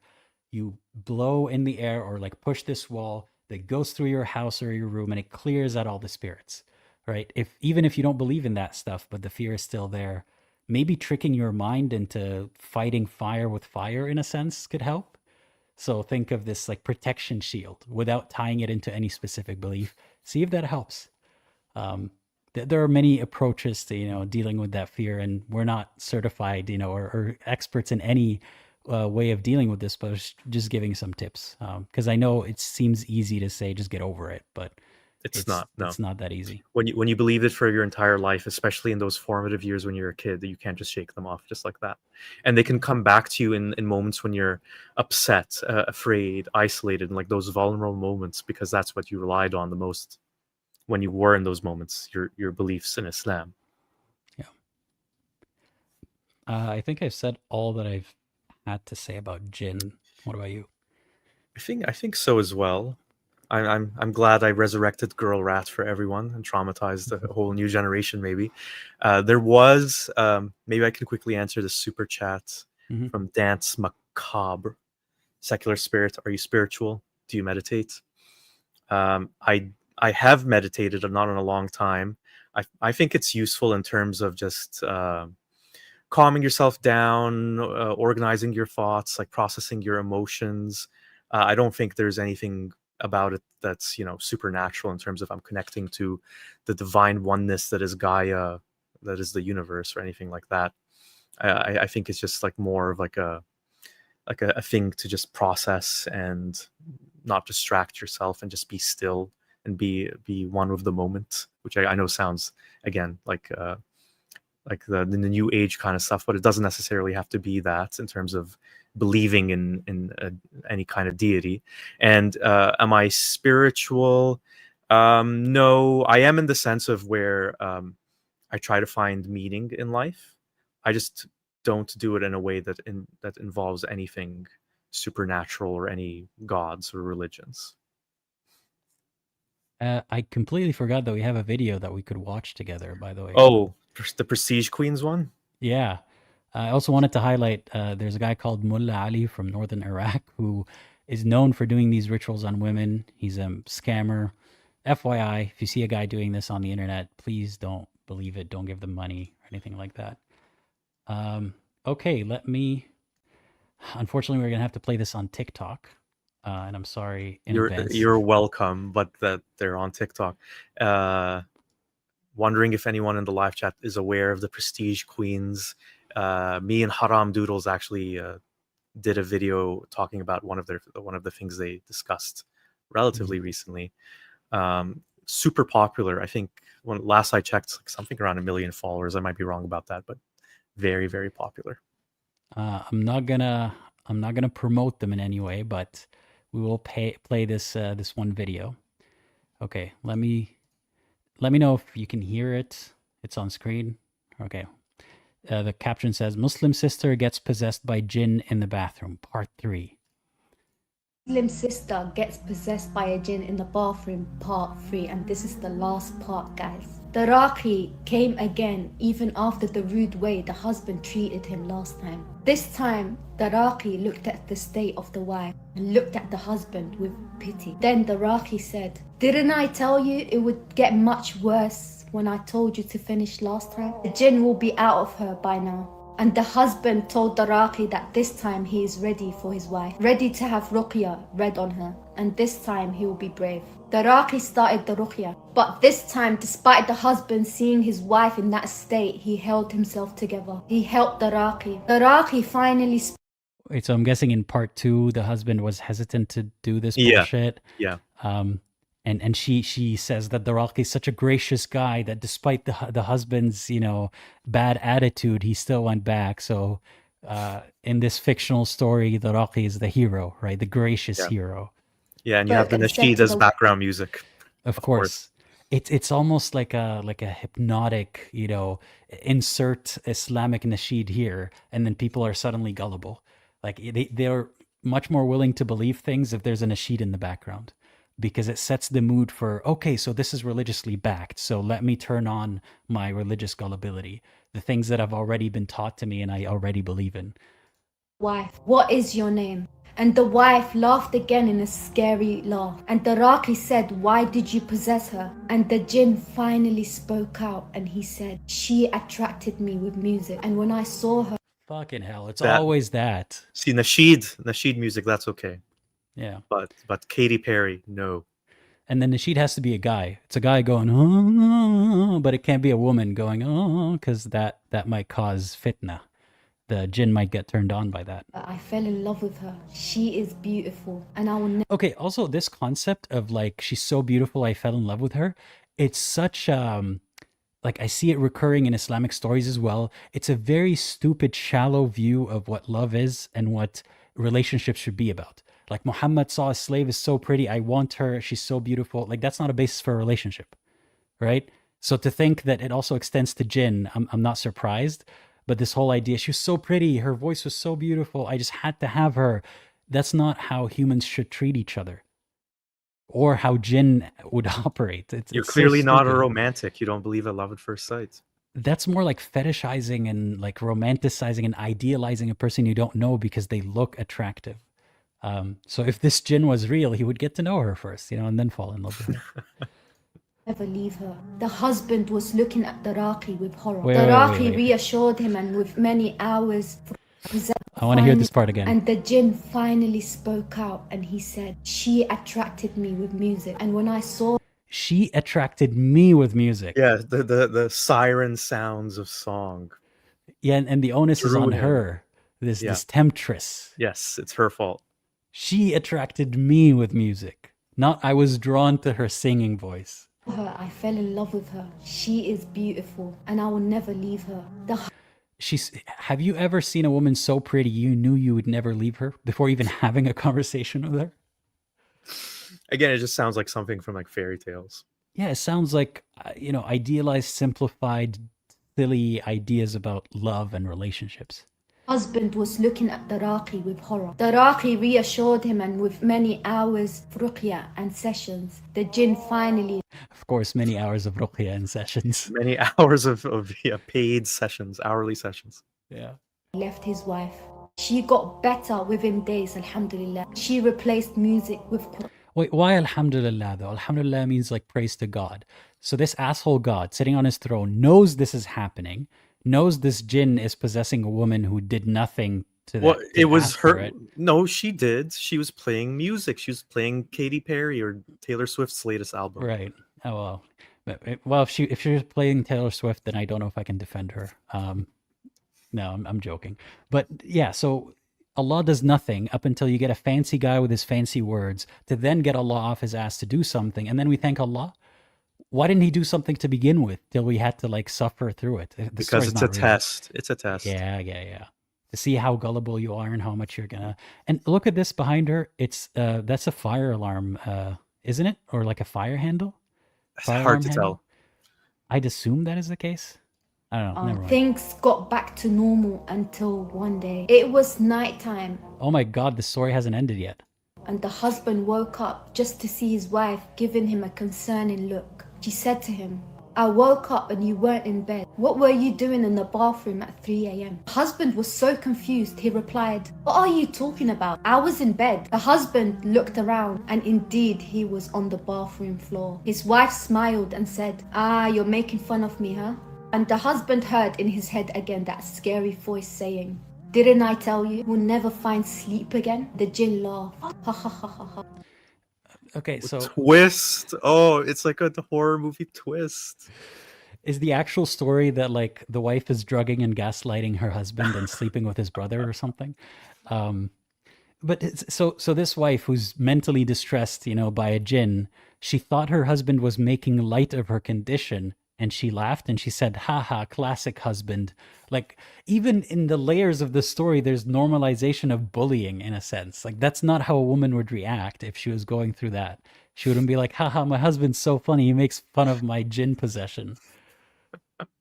Like, what? Who's coming up with this bullshit? And the way she's saying everything, it's angering me just listening to it. The husband did ruqya again and he got better too. And he knew they had to move out from that apartment. The Raqi advised it as well. So they moved out 2 weeks later and they settled in a new apartment. In this economy, I'm not moving out for anything. What about the poor people who are going to move in after them, and then the wife will play music, and then the jinn will be like, oh, well, I have no choice but to fall in love again. Or is the jinn incapable of like latching onto them and going somewhere else? Like, are jinn really incapable of moving as well? Yeah, is the jinn geocentrically located? Unclear. They still do ruqya sessions until today with each other. They hope that they never experience such scary thing again. Brother. So why do you thank Allah for that? Like, if it's such an ordeal that you have to keep begging Allah to get off his ass and do something, why would you give Allah praise for not fixing the problem? Are you telling me that this jinn is more powerful than Allah? Like, is that why he keeps coming back? Again, it's the problem of evil all over again. Is God not able to stop evil, even when his name is invoked? Who shared the story about himself and his wife said, if I had to give advice to anybody, if Allah subhanahu wa ta'ala made something haram, he done it for a reason. That's the moral of the story. Ooh, wow.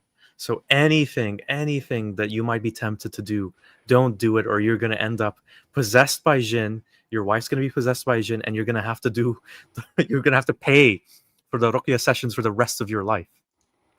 You know what this reminds me of? Dwight Schrute in The Office, when he was singing a song that was taught to him as a kid. Was it eat your fruits, something like that?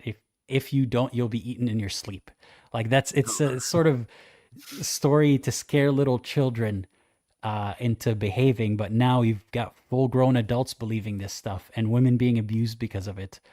Moral of the story is, don't sing, or a jinn might sexually assault you and control you and your husband and ruin your life and make you move, which most people can't afford to do these days. Exactly, yeah. Kat was saying, I swear I've heard a non-Muslim version of the story. There's these kind of cross different cultures, and that's the point that we've been trying to make, me and Aladdin, is if you were to hear the story, like, this could be the story of like The Exorcism Part 4 or The Conjuring or one of those movies. If maybe I'm talking to a Muslim right now, if you were to watch that movie, you'd think, oh, this plot's ridiculous. But if you just look at it in what about it makes it so much more gripping and real when you hear it in a Muslim context? Nothing really, besides just you're used to believing things that Muslims say, things that are in the Quran. And the nasheed is in the background, and it's Always again helpful. that peer pressure of like other brothers and sisters believe in this, so they can't all be crazy, right? They can't all be liars. I don't know what to say to that. Most of the people who believe in this are wrong or deluded in some way. Like, it's not good proof that others also believe in this. Otherwise, we should all believe that the rapture happened a couple weeks ago, right? Because people believed in it and nothing happened. Yeah. I don't want to watch more because it's pissing me off. I think it's over. It's over, thankfully. Yeah. I'm sure there are other parts and other stories, but like, damn.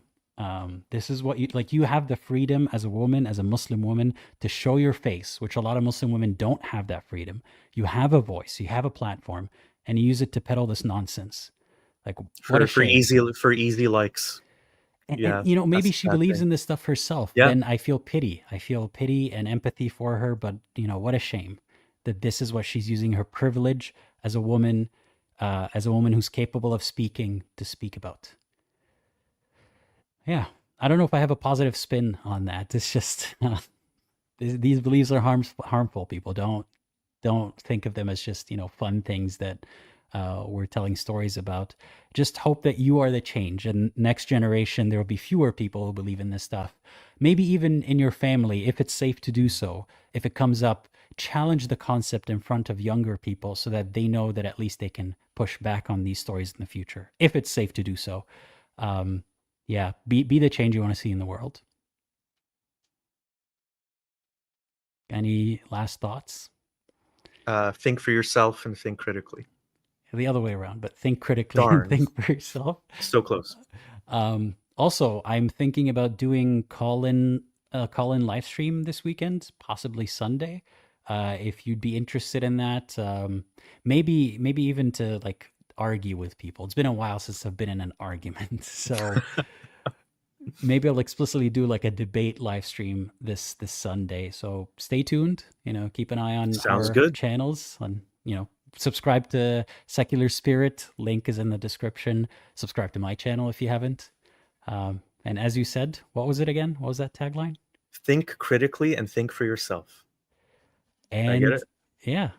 And thank you for everyone for the support, and consider watching one of these videos next that will be on screen. Do it.